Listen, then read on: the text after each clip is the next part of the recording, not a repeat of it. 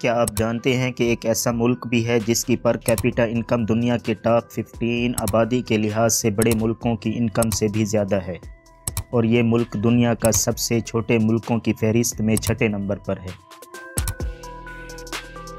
لکھٹنسٹین دنیا کا per capita income کے حوالے سے امیر ترین ملک کیسے بنا؟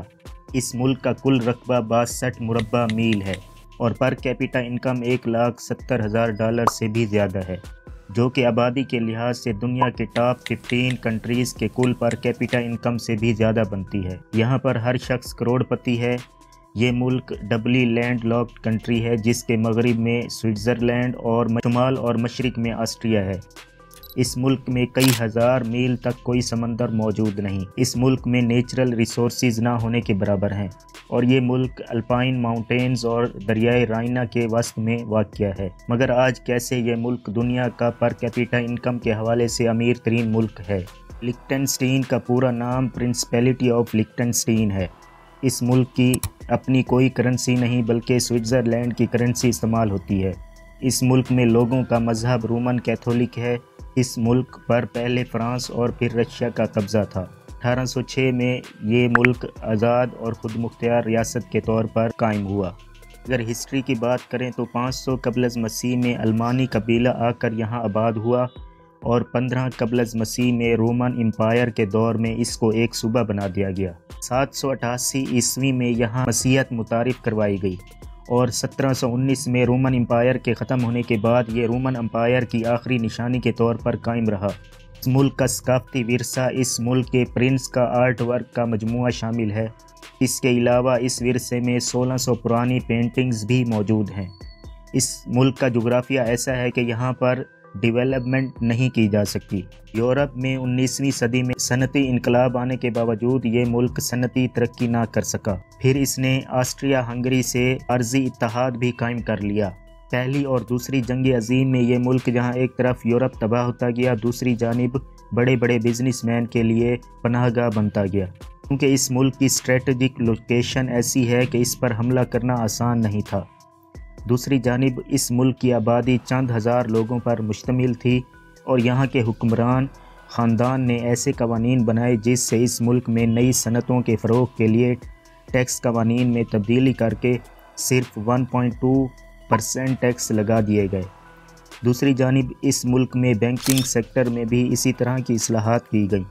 اب دنیا بھر کے بڑے بڑے بزنس مین اس ملک میں اپنی انویسٹمنٹ کرنے لگے، اور یہاں پر 20ویں صدی میں بہت ساری مینوفیکچرنگ انڈسٹریز کے ساتھ ساتھ ہتھیار بنانے والی صنعتوں نے کافی ترقی کی، اور 1951 تک یہاں 4000 نئی کمپنیاں کھل چکی تھیں، جبکہ ملک کی کل آبادی صرف 12000 افراد پر مشتمل تھی، جس کی وجہ سے حاصل ہونے والا ٹیکس ریونیو، جو کہ انکم کا صرف 1% بنتا تھا، ملک کی آبادی تھوڑی ہونے کی وجہ سے پر پرسن کے حساب سے کافی تھا۔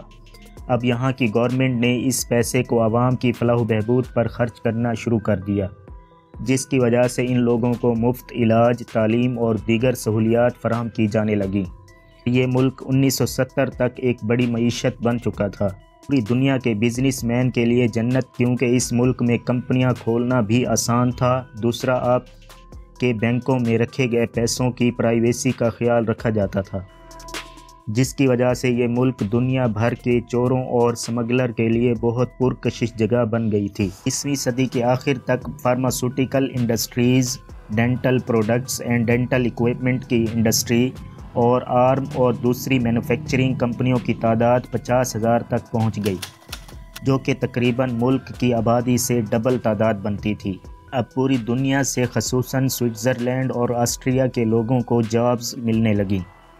دوسرا، کیونکہ ملک کی آبادی محض 25,000 تھی تو تیار ہونے والی 95% اشیاء یورپ میں ایکسپورٹ کی جانے لگیں، جس سے ملک میں اور زیادہ ریونیو جمع ہوا۔ لکھٹنسٹین نے 1991 میں یورپین فری ٹریڈ ایسوسی ایشن اور پھر 1995 میں ورلڈ ٹریڈ آرگنائزیشن کو جوائن کیا، جس سے لکھٹنسٹین کو 500 ملین لوگوں کی ایک کنزیومر پاپولیشن مل گئی۔